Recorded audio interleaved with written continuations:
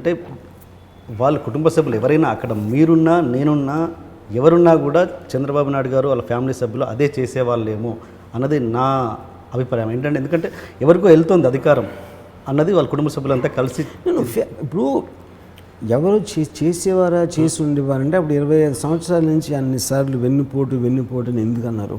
ఆ రోజు ఎన్టీ రామారావు గారు పక్కన ఉన్న అభిమానులు అవ్వచ్చు, లేకపోతే ఇప్పుడు ఎప్పుడైనా మీకు 2 వర్గాలు కుటుంబంలో 2 సెక్షన్స్ మధ్యన కలహాలు వచ్చినప్పుడు కొంతమంది ఇటు సపోర్ట్ చేస్తారు, కొంతమంది అటు సపోర్ట్ చేస్తారు. వాళ్ళకున్న రిలేషన్షిప్, వాళ్ళకున్న పర్సనాలిటీస్, వాళ్ళకున్న అవసరాలు ఆ టైంలో ఇలాంటి రకరకాల ఫ్యాక్టర్స్ ప్లే అవుతాయి. కానీ మొత్తం అన్నిటికీ బాటమ్ లైన్ అనేది ఇప్పుడు రేపు పొద్దున ఎన్టీఆర్ గారు అంటే అస్సలు ఏమాత్రం అభిమానం లేని ఒకళ్ళు ఉండొచ్చు, సిబిఎన్ గారు అంటేనో లేకపోతే ఫ్యామిలీ మామూలు ఎక్కువ అభిమానం ఉన్నోళ్ళు వేరే వాళ్ళు ఉండొచ్చు, 100% వాళ్ళు సపోర్ట్ చేస్తారు.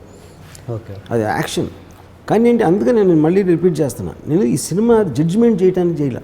It is about showing the facts how it happened. Okay okay okay okay అంటే సపోజ్ అంటే తను నమ్మింది తను విన్నది సినిమాలు తీసుకుంటూ వెళ్తే, సపోజ్ మనం చాలా విషయాలు సొసైటీలో విన్నాం. ఊర్మిళ ఆర్జీవి మధ్యలో ఏం జరిగినది రకరకాల మంది రకరకాలుగా అనుకుంటుంటారు. అది వాస్తవం ఏదో మనకు తెలియదు. ఇప్పుడు రేపు పొద్దున లక్ష్మీస్ ఎన్టీఆర్ తీసినట్టుగా నాలాంటి వాడు ఎవడో ఊర్మిళాస్ ఆర్జీవని తీస్తే మీరు అపోజ్ చేస్తారా? నేను ఎప్పుడు అపోజ్ చేయను, వేరైనా అపోజ్ చేయను.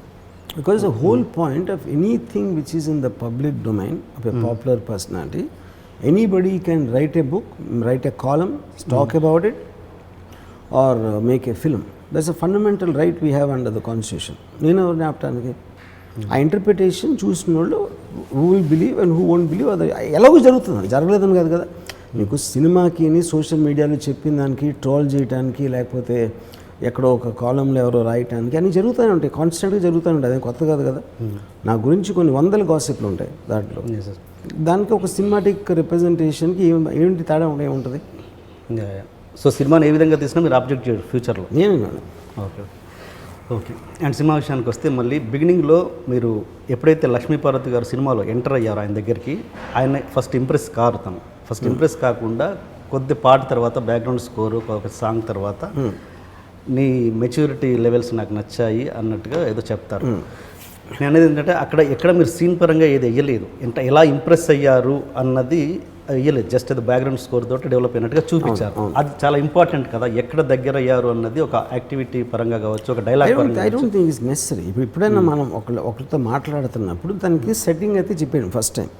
తన ఉద్దేశంలో ఆయన ఎందుకు ఓడిపోయారు అనేది ఒక పార్టు, తను ఏ విధంగా ఎందుకు ఇంప్రెస్ అయ్యారు, ఎందుకు తన గురించి వచ్చి కలవటానికి వచ్చారు, ఏ కారణంగా బుక్ రాయటానికి అనేది ఒకటి వచ్చింది. ఈ విషయాల్లో ఇంకొంచెం లోతుగా మాట్లాడింది. ఆ లోతుగా మాట్లాడింది ఎన్నో గంటలై ఉండొచ్చు, రోజులై ఉండొచ్చు.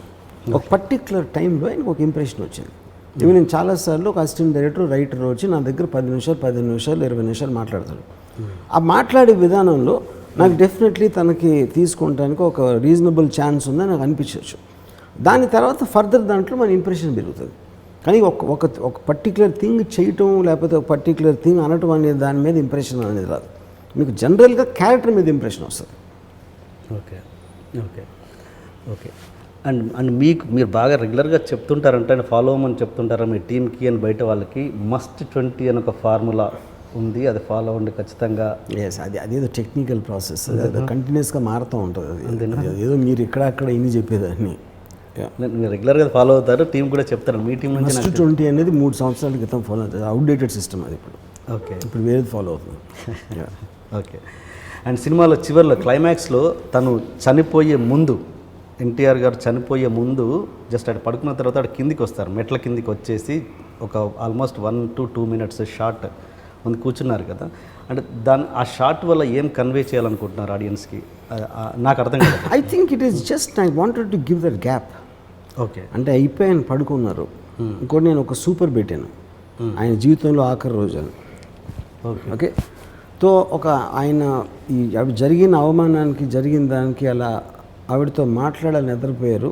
ఈ కిందకు వచ్చారు. కిందకు వచ్చి మళ్ళీ చూడటానికి వెళ్ళినప్పుడు ఆయన పోయి ఉంటారు. I wanted that gap of silence. ఆ సైలెన్స్లోంచి సడన్గా ఒక అంటే దాని నుంచి ఆయన డెత్ అనే దానికి ఒక అడ్రినలిన్ రష్ రావడానికి I needed that space. Okay okay.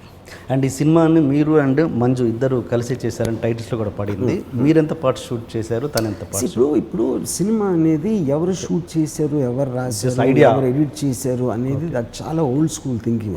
అది బేసిక్గా అంటే మా ఇద్దరు పేర్లు ఉండొచ్చు, ఎడిటర్స్ ఉంటారు, అంటే అందరూ కూడా కలిసి అన్ని పనులు చేస్తూ ఉంటారు. ఒక్కొక్కసారి మూడు పీపుల్ వేరే వేరే థింగ్స్ షూట్ చేస్తూ ఉంటారు. ఫైనల్గా ఏంటి, ఎవరి డెసిషన్ తోటి దాని అంత ముందు వచ్చింది అనేది పాయింట్.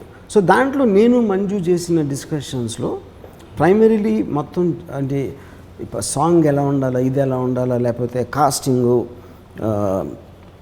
లుక్, లేకపోతే యాక్టింగ్ వర్క్షాప్ చేయించిన వాళ్ళు వేరే వాళ్ళు ఉన్నారు. ఇలాగ ఫిల్మ్ మేకింగ్ అనేది ఒక ట్రెమెండస్ టీమ్ ఎఫర్ట్. బట్ ఫైనల్గా కొంతమంది ఇది కరెక్ట్, ఇది ఫైనల్ అనేది ఒక డెసిషన్ తీసుకుంటారు. అతని పేరు director.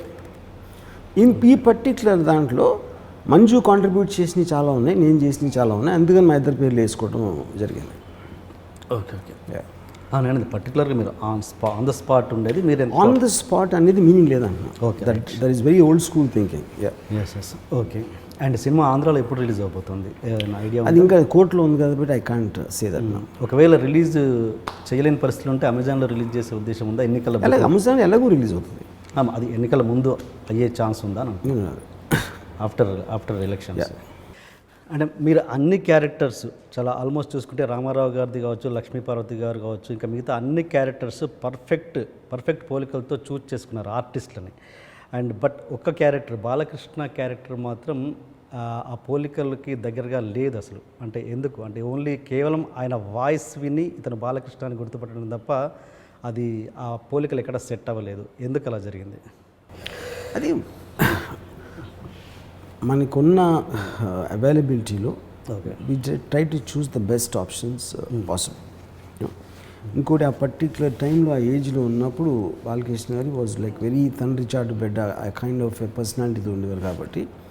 And it is Balakrishna some 25 years back or something like that. So that was what is taken in consideration.